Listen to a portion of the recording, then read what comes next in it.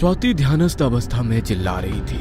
छोड़ो मुझे, प्लीज छोड़ो मुझे, छोड़ दो मुझे प्लीज। नेहा ने स्वाति को जगाया।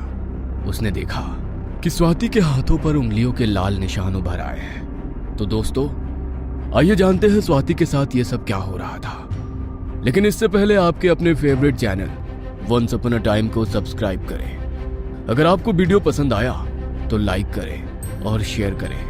और एक आखिरी बात, बेल नोटिफिकेशन आइकन पर क्लिक करना ना भूलें। सुमित को पता चला कि स्वाति अनाथ होने के कारण उसकी मां उसकी शादी के खिलाफ है।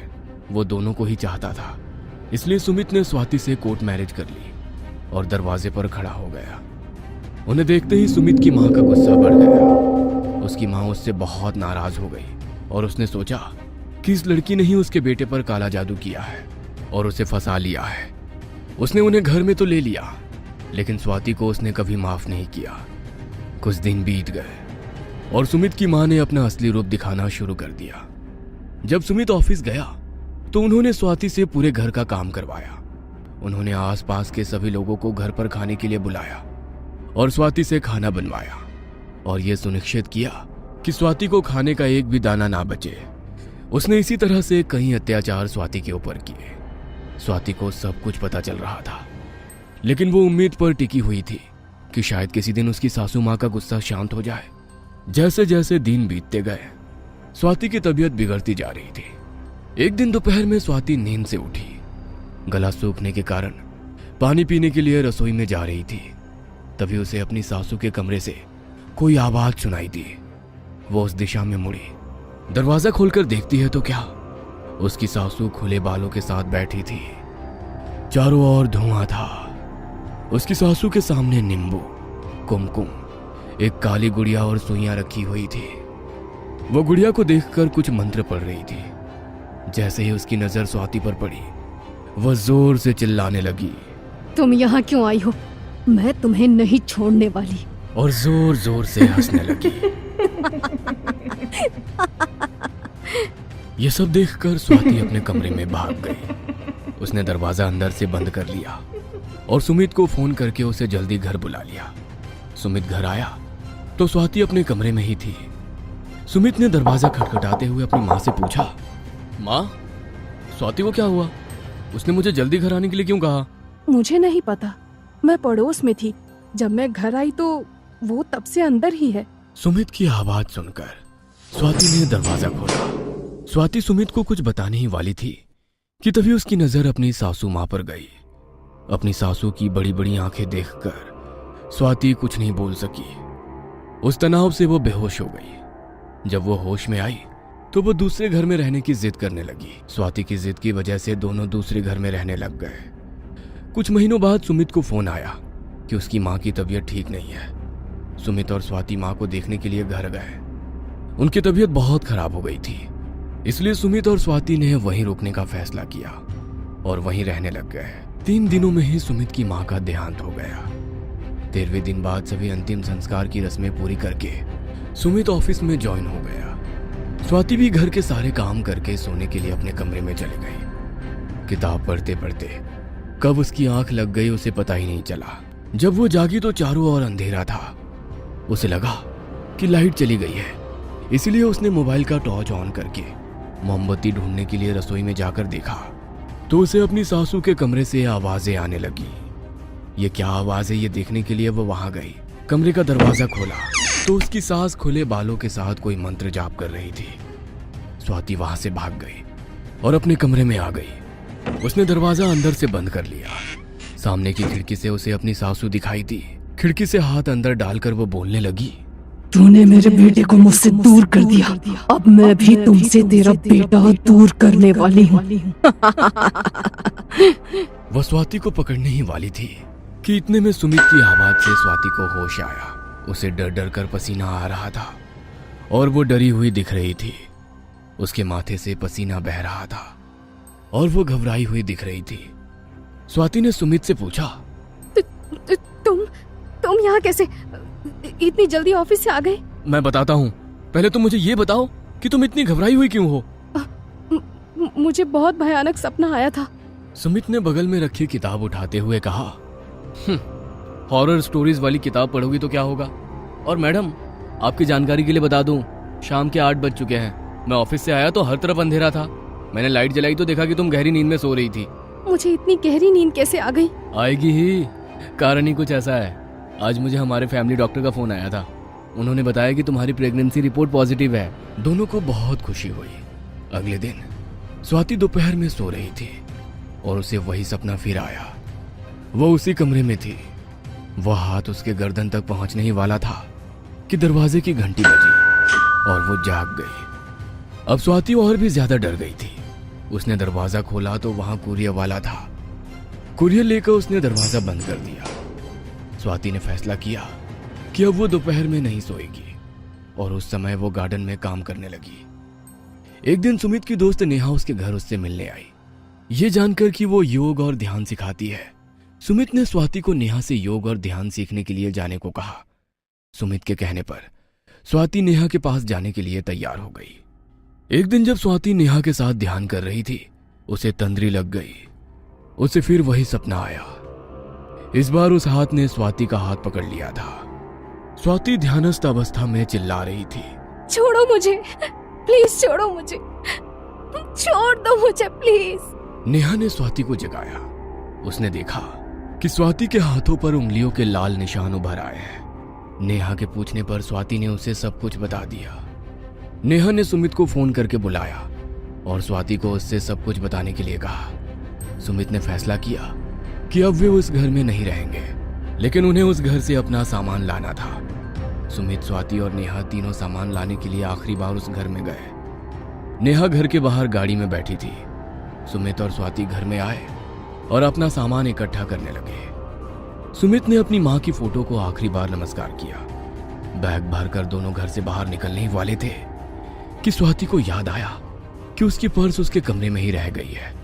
स्वाति ने सुमित से कहा, सुमित, तुम बैग लेकर बाहर जाओ, मैं जल्दी से अपना पर्स लेकर आती हूँ। स्वाति के कहने पर सुमित बैग लेकर बाहर गया और कार की डिग्गी में बैग रखने लगा।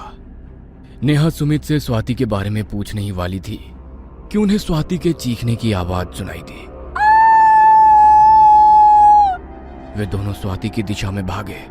स्वाति घर में हवा में लटक रही थी। अचानक एक अदृश्य शक्ति ने स्वाति को एक कमरे में खींच लिया। सुमित और नेहा स्वाति की दिशा में भागे, लेकिन घर के दरवाजे और खिड़कियां अपने आप ही बंद हो गई और अचानक से घर के सभी दरवाजे और खिड़कियां अदृश्य हो गए, जैसे कि उस घर में कभी दरवाजे और खिड़कियां थी ही नहीं। इस सब घटनाक्रम में एक सवाल तो रहता ही है, स्वाति को क्या हुआ? इस कहानी के लेखिका हैं दीप्ति थानेकर और आप देख रहे हैं फंटल स्टूडियो प्रस्तुत और एक नई कहानी, बदला। चेतन एक प्रसिद्ध लेखक था। उसकी कलम से अनेक मनमोहक कहानियों का जन्म हुआ था, लेकिन इन दिनों वो एक अजीब मुसीबत से जूझ रहा था। पिछले कुछ महीनों से उसका दिमाग मानो क्रिएटिविटी से खाली हो गया था। कोई नई कहानी, कोई नया विचार, कुछ भी उसके मन में नहीं आ रहा था। यह स्थिति उसके लिए बेहद निराशाजनक थी। वह दिन रात इसी चिंता में डूबा रहता था कि कहीं उसकी लेखन कला हमेशा के लिए खत्म ना हो जाए। इसी चिंता में एक दिन उसने अपने एक मित्र से अपनी समस्या बताई।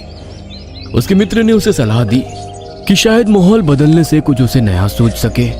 मित्र की बात सुनकर चेतन को अपने बचपन का गांव याद आ गया, जहां उसका जन्म हुआ था और जहां उसने अपने जीवन के शुरुआती साल बिताए थे।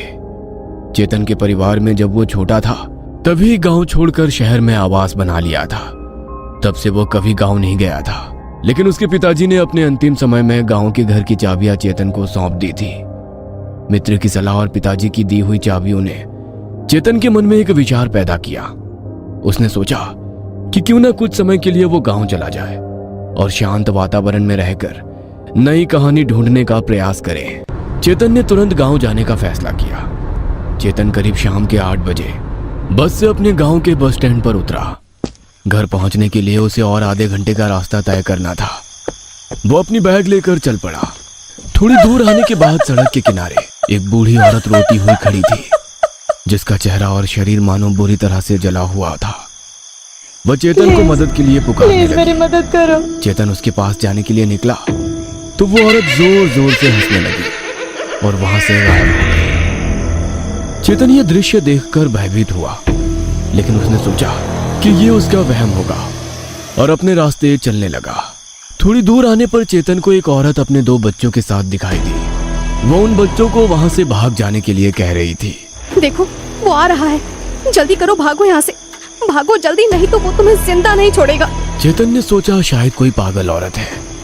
उन्हें अनदेखा कर चेतन आगे अपने घर की ओर चल पड़ा। अब चेतन अपने घर पहुंच चुका था। घर अब पहले जैसा नहीं रहा था, बहुत पुराना हो चुका था, मानो जैसे खंडहर हो। चेतन ने मन ही मन सोचा कि अब बहुत काम करना पड़ेगा, सामान रखकर घर के पहले सफाई करनी पड़ेगी। चेतन ये सोच ही रहा था कि उसकी नजर घर के पास बैठे एक आदमी पर गई। वह बहुत परेशान दिख रहा था। चेतन ने उसकी तरफ जाकर देखा तो उसके शरीर पर कुछ जलने के निशान भी नजर आ रहे थे। चेतन ने उस आदमी से पूछा, तुम कौन हो भाई, और यहाँ क्या कर रहे हो? उस आदमी ने चेतन की ओर देखते हुए कहा, मैं बहुत परेशान हूँ मालिक, मैंने खाना भी नहीं खाया है, अगर आप मेरी कुछ मदद कर दें तो बड़ी मेहरबानी होगी। ऐसा कहकर उसने चेतन के पैर पकड़ लिए। चेतन ने उसे उठाया और कहा, अरे मैं तो इस गांव में अभी अभी आया हूँ, मैं क्या तुम्हारी मदद कर सकता हूँ? हाँ, मगर तुम ये घर साफ करने में मेरी मदद कर दो तो मैं तुम्हें कुछ पैसे जरूर दूंगा। उस आदमी ने थोड़ी देर सोच के कहा, मालिक मेरा नाम भैरू है, मेरा कोई घर नहीं है, अगर आप मुझे यहाँ रहने की इजाजत दे दें तो मैं घर का सारा काम कर दूंगा और आपको कभी कोई शिकायत का मौका नहीं दूंगा। चेतन को भैरू का ये सुझाव पसंद आया और चेतन ने भैरू को घर में रहने की इजाजत दे दी। घर की सफाई करते करते रात बहुत हो चुकी थी। दिन भर की यात्रा और घर की सफाई करके चेतन बहुत थक गया था। चेतन को नींद तो बहुत आ रही थी, लेकिन वो जब भी सोने का प्रयास करता उसे वो सड़क की बूढ़ी और वो बच्चों वाली पागल औरत सपने में दिखाई देते थे। सपने में वो चेतन को करीब आते और उससे मदद मांगते थे। घबराहट में चेतन की नींद खुल जाती थी। दिन बीतते जा रहे थे। चेतन को कुछ बेचैनी सी हो रही थी, उसे कोई कहानी भी सूझ नहीं रही थी। चेतन बहुत परेशान हो गया था। ऐसे ही एक रात चेतन ने शराब की बोतल खोली और शराब पीने लगा, मगर उसे अकेले पीने में मजा नहीं आ रहा था, इसलिए उसने भैरू को भी अपने साथ शराब पीने के लिए बुलाया। चेतन को देखकर भैरू ने पूछा, मालिक आप कुछ परेशान लग रहे हैं, क्या बात है, क्या मैं आपकी कोई मदद कर सकता हूँ? तुम मेरी क्या मदद करोगे भैरू, यहां मैं अपनी खुद मदद नहीं कर पा रहा हूं। फिर भी मालिक बता कर तो देखिए, शायद मैं आपके कुछ काम आ सकूं। भैरू मैं एक लेखक हूं, बहुत महीने हुए मुझे कोई भी अच्छी कहानी सूझ नहीं रही, इसलिए मैं यहाँ आया हूं कि यहाँ आकर शायद कोई अच्छी कहानी सूझ जाए, मगर यहाँ भी वही हाल है। मालिक मैं आपको मेरी कहानी सुनाऊं, शायद आपको कुछ मदद मिले। तुम्हारी कहानी? नहीं भैरू, मुझे ऐसी कोई भी बनाई हुई कहानी नहीं चाहिए, कुछ ओरिजिनल हो तो मजा आ जाए। बनाई हुई नहीं मालिक, ये मेरी अपनी कहानी है। तुम्हारी कहानी? ऐसी क्या खास बात है तुम्हारी कहानी में? मालिक सुनने के बाद आप ही फैसला कीजिए खास है कि नहीं। चेतन ने सोचा, चलो कुछ नहीं तो टाइम पास तो हो ही जाएगा। अच्छा ठीक है, चलो सुनाओ तुम्हारी कहानी। मालिक मेरी इस कहानी में 3 एकड़ जमीन थी। जमीन में सोने की तरह अनाज उगता था। मैंने खेत के बीचों बीच मेरा घर बनाया था। मैं मेरे परिवार के साथ अपने घर में हंसी खुशी रहता था। मेरे परिवार में मेरी बूढ़ी माँ, मेरी बीवी, मैं और मेरे 2 बच्चे रहते थे। मगर ना जाने किसकी बुरी नज़र लग गई। एक साल बारिश बहुत कम हुई, इस कारण फसल भी अच्छी नहीं आई। उस साल बहुत नुकसान हुआ। दिन के खर्चे उठाने में भी दिक्कत होने लगी। मैंने साहूकार से कर्जा उठाया, यह सोचकर कि कम से कम अगली फसल तक घर का खर्चा निकल जाए। कर्जा उतारने के लिए साहूकार ने साल भर की मुद्दत दी। 6 महीने हंसी खुशी से गुजर गए, मगर 7वें महीने में साहूकार घर आ पहुंचा और मुझसे मेरी जमीन बेचने की बात करने लगा। मैंने साफ मना कर दिया और उनसे कहा कि मैं साल खत्म होने तक उसके पैसे पूरे चुका दूंगा। मगर साहूकार की नजर मेरी जमीन पर थी। उसने ब्याज बढ़ाकर कर्जे की इतनी कीमत लगाई कि मेरी अगली 2 पीढ़ियां भी कर्जा उतार नहीं सकती थी। एक दिन मेरी बीवी के आग्रह से मैं साहूकार के घर उससे जवाब मांगने के लिए चला गया। तब साहूकार के नौकरों ने मुझे बहुत मारा, मैं बेहोश हो गया। जब मेरी आंख खुली तब मैं अपने खेत में पड़ा था। मेरे सामने मेरा घर आग से लिपटा हुआ था और मेरी बीवी, बच्चे और मेरी बूढ़ी माँ मुझे अंदर से मदद के लिए पुकार रहे थे। मैं तुरंत उठकर उन्हें बचाने के लिए उनकी ओर भागा, मगर दरवाजे पर ताला लगा हुआ था। मैंने एक बड़े पत्थर से ताला तोड़ दिया और घर के अंदर उन्हें बचाने के लिए चला गया। बस भैरू बस, अब आगे नहीं सुना जाता। क्या इसीलिए तुम्हारे शरीर पर जलने के निशान है? जी हाँ मालिक। चेतन ने अपने शराब का गिलास खत्म किया और सोने के लिए अंदर अपने कमरे में चला गया। दूसरे दिन चेतन उठा और भैरू को आवाज देने लगा। चेतन की आवाज सुनकर भैरू बाहर आ गया। जी मालिक, आपने मुझे बुलाया? हाँ भैरू, मुझे तुम्हारी कहानी सुनकर एक बड़ी अच्छी कहानी सूझी है। तुम्हारा बहुत बहुत शुक्रिया। अब मैं कहानी लिखने के लिए बैठ रहा हूँ, मुझे बिल्कुल भी डिस्टर्ब मत करना। मैं बुलाऊं तभी आना। भैरू ने सकारात्मकता से सिर हिलाया। भैरू ने चेतन के खाने पीने की सब व्यवस्था की और वो वहां से चला गया। चेतन कहानी लिखने में इतना व्यस्त हो गया था कि उसे न दिन का पता था और न रात की खबर। ऐसे ही 3 दिन बीत गए। चेतन अभी कहानी के अंत तक पहुंचा था, मगर उसे कहानी का अंत कैसे करे ये सोच नहीं रहा था। बहुत सोचने के बाद उसने भैरू को आवाज लगाई। अब भैरू, मुझे कहानी का अंत सूझ नहीं रहा है। तुम बताओ, तुमने अपने परिवार को कैसे बचाया और उसके बाद तुम लोगों ने क्या क्या किया? मालिक, मैं तो बता रहा था मगर आपने ही मुझे रोक दिया। हाँ भैरू, सॉरी, मगर मैं अब सुनना चाहता हूँ कि आगे क्या हुआ। मैं बता तो दूंगा मालिक, मगर क्या आप सुन पाओगे? हाँ, सुन सकता हूँ। अब पहेलियां ना बुझाओ, मुझे बता दो आगे क्या हुआ। मैं ताला तोड़कर घर के अंदर चला गया। मुझे देखकर सब लोग मुझसे लिपट गए। उन सबको लेकर मैं बाहर निकल ही रहा था कि घर के बाहर साहूकार खड़ा दिखाई दिया। उसने दरवाजा बाहर से बंद कर दिया। हम सब अंदर से मदद के लिए चीखते चिल्लाते रहे, मगर उसे हम पर दया नहीं आई और हम सब आग में जलकर भस्म हो गए। जलकर भस्म हो गए? ये क्या बोल रहे हो? अगर तुम उस आग में जलकर मर गए हो तो मेरे सामने कैसे खड़े हो? मालिक, सिर्फ मैं ही नहीं, मेरा पूरा परिवार यहाँ है। वो देखो। इतना बोलकर भैरू जोर जोर से हंसने लगा। चेतन ने नजर घुमाई तो वो सब लोग वही थे जो उसके सपने में उसे दिखाई दे रहे थे। चेतन बहुत घबरा गया और वो घर से बाहर भागने लगा। इतने में घर के सभी दरवाजे अपने आप बंद हो गए। चेतन ने मदद के लिए खिड़की खोली तो भैरू उसके परिवार के साथ बाहर खड़ा हुआ हंस रहा था। चेतन रोते हुए डरकर भैरू से बोला, भैरू, प्लीज प्लीज मुझे जाने दो। मेरी क्या गलती है? मैंने तुम्हारा क्या बिगाड़ा है? प्लीज मुझे जाने दो। मालिक, मैंने जो आपको अपनी कहानी सुनाई उसके साहूकार आपके दादाजी थे और ये जमीन जिस पर ये घर बना है वो मेरी है।